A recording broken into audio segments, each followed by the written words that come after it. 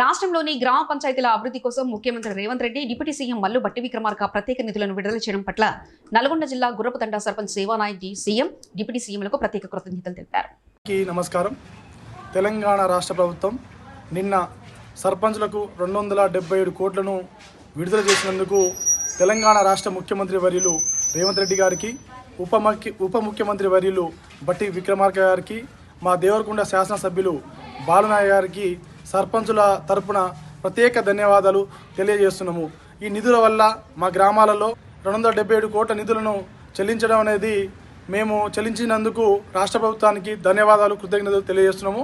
ఈ నిధుల వల్ల మా గ్రామాలలో కొంతమేర మౌలిక వసతులు కల్పిస్తామని, అలాగే మా శాసనసభ్యుల యొక్క సహకారంతో దేవరకొండ నియోజకవర్గంలో ఉన్న అన్ని గ్రామ పంచాయతీల్లో మౌలిక వసతులు కల్పించి గ్రామాలను ఆదర్శ గ్రామాలుగా తీర్చిదిద్దామని తెలియజేస్తూ రాష్ట్ర ప్రభుత్వానికి మరొకసారి సంక్రాంతి